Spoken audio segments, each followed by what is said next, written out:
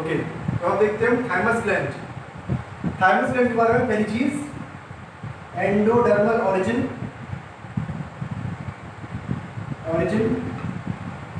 Location कहाँ पर है? मीडियस्टाइनम। मीडियस्टाइनम क्या होता है? Mediastinum means space between two lungs. दोनों लंग्स के बीच में स्पेस आ रहा है जहाँ से कि लिम्फेटिक डक्ट भी जाती है, इसोफेगस भी जाती है, ट्रैकिया भी जाता है, विंड पाइप भी जाती है, और वहीं से ही वहीं पर प्रेजेंट होती है क्या? थाइमस ग्लैंड भी। ठीक है, हार्ट के पास होती है काफी thymus gland. Okay, mediastinum. Next point, thymus gland के बारे में ये कौन सा हार्मोन रिलीज करती है? It releases thymosin hormone. ठीक है, इट इज बाइलोब्ड होती है। ठीक है, पिंकिश कलर की रहेगी थोड़ी सी, और इट्स अ लिम्फोइड टिश्यू। ये एक लिम्फोइड टिश्यू है, lymphoid tissue. Okay, thymosin hormone release करती है। थाइमोसिन हार्मोन जो होता है क्या करता है? इसका फंक्शन क्या है? इट कॉज या helps in maturation of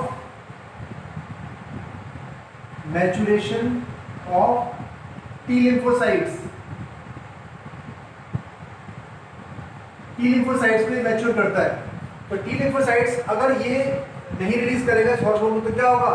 T lymphocytes mature नहीं होंगी। टी लिम्फोसाइट्स मैच्योर नहीं होंगी तो क्या होगा? हमारा इम्यून सिस्टम वीक हो जाएगा। ठीक है, तो जब हम पैदा होते हैं तो उस समय जो थाइमस ग्लैंड होती है इसका साइज काफी बड़ा होता है, बट विद प्रोग्रेसिव एज जैसे बढ़ती है आगे इसका साइज छोटा होता चला जाता है due to the atrophy. Atrophy means destruction of cells. तो साइज छोटा हो जाता है थाइमस ग्लैंड का एज बढ़ने के साथ। इसीलिए जो लोग एजेड होते हैं, जो बड़े बूढ़े लोग होते हैं, ये ओल्ड पीपल जो लोग होते हैं, उनमें इम्यूनिटी कम मिलती है बिकॉज की थाइमस ग्लैंड छोटी हो चुकी होती है। ठीक है, और थाइमस ग्लैंड का जो रोल है वो बहुत ज़्यादा है इम्यून सिस्टम को एक्टिव रखने में, सही रखने में, परफेक्ट रखने में। क्यों? क्योंकि वो मैच्योर करती है टी लिम्फोसाइट्स को। टी लिम्फोसाइट्स का फंक्शन उनको पता है, they help B lymphocytes to produce antibodies. ठीक है, okay, so this is thymus gland. Okay, next हम देखते हैं किडनी के बारे में। किडनी हार्मोन रिलीज करती है, इसका नाम क्या होता है?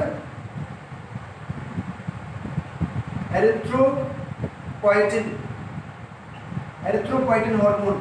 एरिथ्रोपोइटिन क्या करता है? जैसे ही ब्लड में या बॉडी में ऑक्सीजन की कमी होती है तो किडनी एरिथ्रोपोइटिन हार्मोन रिलीज करती है। ये एरिथ्रोपोइटिन हार्मोन कहाँ जाता है? ये जाता है बोन मैरो के पास, और बोन मैरो को स्टिमुलेट करता है ताकि वो ज्यादा आरबीसी बनाए, आरबीसी प्रोडक्शन बढ़ा दे। ठीक है, तो ये किडनी का एक हार्मोन है एरिथ्रोपोइटिन। एक और सिस्टम होता है रेनिन एंजियोटेंसिन सिस्टम, वो हम एक्सक्रीटरी सिस्टम में समझेंगे, यहाँ नहीं समझेंगे। ठीक है, it is about kidney. Okay, अब हम देखते हैं क्या पेनक्रियास।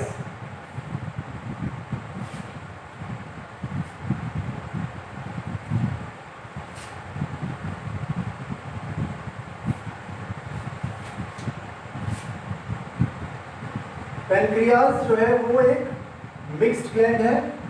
मिक्स्ड ग्लैंड का मतलब क्या होता है कि इसमें एंडोक्राइन और एक्सोक्राइन दोनों हैं। एक्सोक्राइन पार्ट भी है प्लस एंडोक्राइन भी है, दोनों पार्ट्स में प्रेजेंट है। ठीक है, अगर हम इसका स्ट्रक्चर देखते हैं तो हमें दिखाई देता है क्या?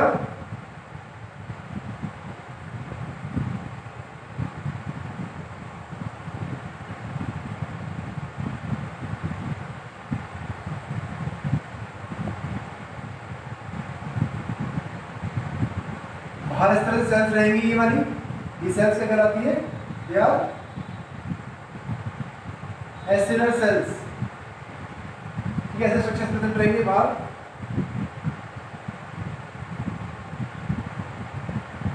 ठीक है, these are what? एसिनी कहलाते हैं। और इसमें जो एक एक सेल है, ये एक एक सेल रिप्रेजेंट है। दिस इज ये न्यूक्लियस का ये वन सेल है। अगर मैं यहाँ पर अच्छे स्ट्रक्चर बनाऊँ,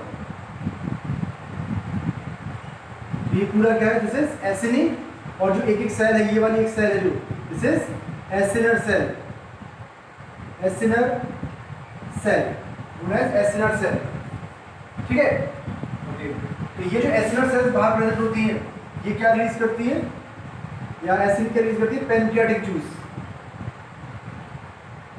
पेनक्रियाटिक जूस, यानी कि इसका मतलब ये क्या हो गया, ये बाहर का जो पार्ट हो गया क्या हो गया, एक्सोक्राइन पार्ट, ठीक है।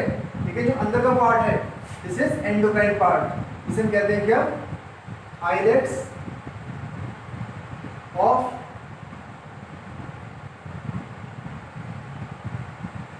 Langerhans, known as islets of Langerhans। इस islets of Langerhans में अलग कुछ डिफरेंट टाइप की सेल्स देखने को मिलती है हमको, ठीक है। यहाँ पर कौन सी सेल्स मिलती है हमें, देखते हैं यहाँ पर हम, alpha cell, beta cell, alpha cell, beta cell, delta cell और पीपी सेल्स, ठीक है, पेनक्रियाटिक सेल्स। मैं बताता हूँ इसका आपको। जो अल्फा सेल है वो रिलीज करती है क्या, insulin hormone. Beta cell release करती है क्या, sorry, glucagon hormone. Beta cell release करती है इंसुलिन हार्मोन, ये रिलीज करती है सोमैटोस्टैटिन, ठीक है। और ये जो सेल्स हैं वो रेगुलेट करती है पैनक्रियाटिक जूस का सिक्रीशन, बाहर एसिनर सेल्स को रेगुलेट करती है, ठीक है। तो हम मेनली ये इनके बारे में देखते हैं। ग्लूकागॉन है, क्या करता है, ये ब्लड शुगर लेवल बढ़ाता है, इंक्रीज ब्लड शुगर लेवल, और ये डिक्रीज ब्लड शुगर लेवल, ये घटाएगा, ठीक है। कैसे बढ़ाएगा ब्लड शुगर लेवल, हमारी बॉडी में जो ग्लाइकोजन है, ग्लाइकोजन मतलब क्या होता है, स्टोर्ड ग्लूकोज या स्टोर्ड कार्बोहाइड्रेट, ये क्या करता है, ग्लाइकोजन को तोड़ देता है किसमें, ग्लूकोज में। तो इस प्रोसेस को क्या कहते हैं, ग्लाइकोजिनोलाइसिस, ग्लाइकोजिनोलाइसिस करता है ये, मतलब it breaks down glycogen into glucose.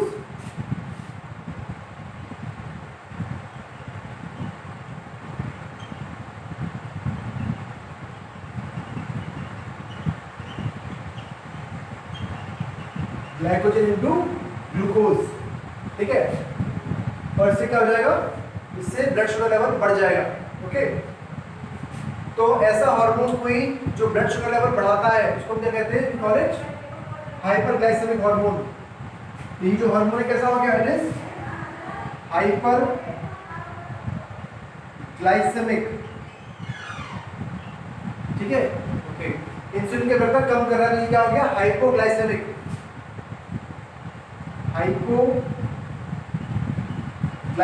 Hormone, ठीक है। कैसे कम करेगा, ठीक उल्टा, ये ग्लूकोज को ग्लाइकोजन में कन्वर्ट करेगा। तो इस प्रोसेस को क्या कहते हैं, ग्लाइकोजेनेसिस। ग्लाइकोजेनेसिस मतलब glucose getting converted into glycogen, ठीक है। तो ये इंसुलिन करता है, तो ये हाइपोग्लाइसेमिक है, ये ब्लड शुगर लेवल कम करेगा।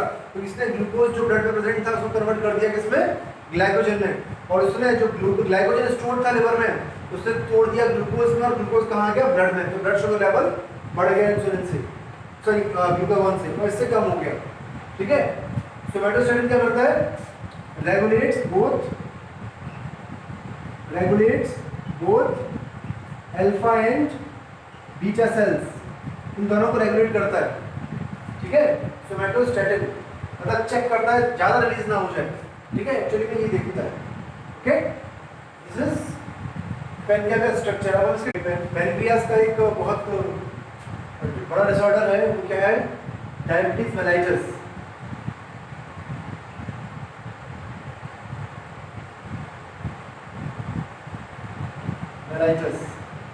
डायबिटीज मेलाइटस जो है वो एक हाइपरग्लाइसेमिक कंडीशन है। क्या है, हाइपरग्लाइसेमिक कंडीशन है, मतलब ज़्यादा ग्लूकोज लेवल हो जाता है, ठीक है। तो कैसे हो जाता है डायबिटीज मेलाइटस में, हम देखते हैं। डायबिटीज दो टाइप की होती है, ठीक है। एक कौन सी होती है, non insulin dependent diabetes mellitus. Non insulin dependent, यहाँ लिखता हूँ मैं, non insulin dependent, non insulin dependent diabetes mellitus. दूसरी कौन सी होती है, इंसुलिन डिपेंडेंट डायबिटीज मेलाइटस, ठीक है। Non insulin dependent diabetes mellitus जो होती है वो बिलो 20 ईयर्स, 20 साल से पहले एज में ये स्टार्ट हो जाती है, फिर ये डिसीज हो जाती है। ये अक्सर अबव 30 होती है, अबव 30 ईयर्स, ठीक है। इसमें जो बॉडी का वेट है वो नॉर्मल रहता है, नॉर्मल बॉडी वेट। इसमें ओबेसिटी होती है, इसमें ओबेसिटी होती है, ठीक है, ओके।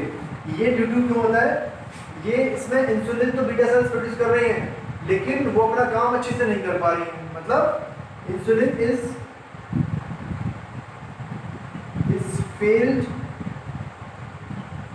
टू डू ग्लाइकोजेनेसिस, ठीक है। इसमें क्या होता है, इसमें beta cells are failed to produce insulin,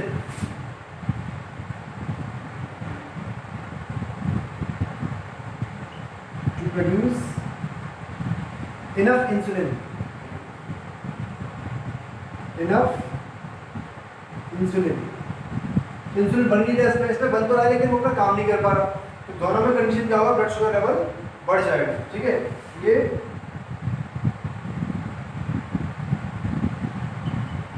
ठीक है, इसमें क्या है, कीटो एसिडोसिस जो है वो हमें ज़्यादा देखने को मिलेगी, मोर।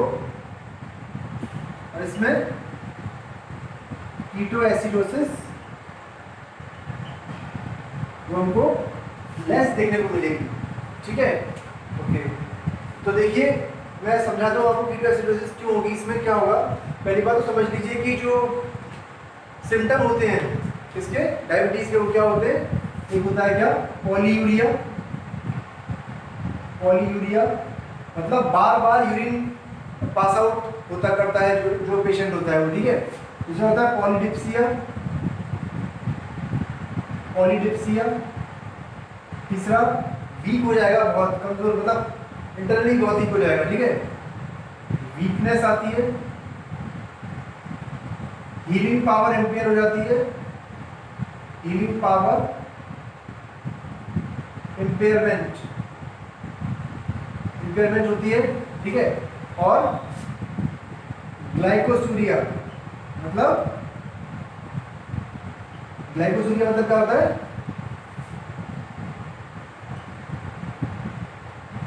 यूरिन में ग्लूकोज का आना या फिर शुगर का आना, ठीक है, दैट इज ग्लाइकोसूरिया। ये कुछ सिम्टम्स हैं इसके। अभी क्यों होते हैं तो देख लेते हैं हम इसको।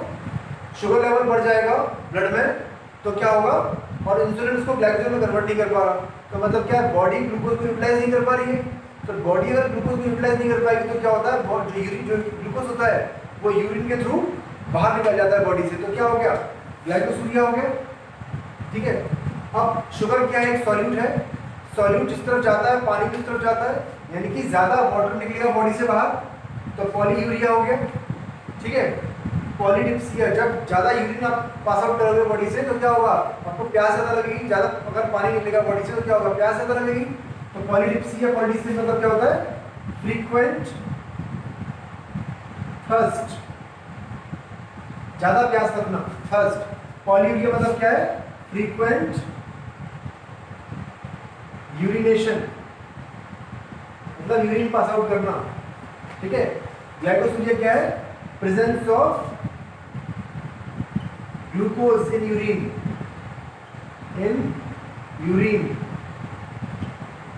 ठीक है, ओके। अब अगर ग्लूकोज नहीं है अवेलेबल एनर्जी प्रोड्यूस करने के लिए तो क्या करेगी बॉडी फिर प्रोटीन को तोड़ेगी अंदर और फैट को तोड़ेगी, ठीक है। तो फैट और प्रोटीन को टूटेंगे तो क्या होगा, बॉडी वीक हो जाएगी, प्रोटीन टूटने से तो वीकनेस आएगी, ठीक है। फैट टूटता है तो फैट का डिग्रेडेशन होता है, उसमें कीटोन बॉडीज बनती है, क्या बनती है, कीटोन बॉडीज, और कीटोन बॉडीज जो होती है वो कैसी होती है, पॉइजनस होती है नेचर में। तो ये कीटोन बॉडीज भी यूरिन के थ्रू बाहर निकलती है, यानी ब्लड में कीटोन बॉडी बहुत दिखेगी। तो क्या कहते हैं उसको हम call it ketoacidosis, call that ketoacidosis, ठीक है। और बॉडी में जब प्रॉपर एनर्जी नहीं रहेगी तो क्या होगा, हीलिंग की पावर भी इम्पेयर हो जाती है। मतलब अगर कोई कहीं चोट लगेगी तो बहुत लंबा टाइम देगी, या फिर बहुत लंबा टाइम देगी उसको हील होने में, सही होने में चोट, ठीक है।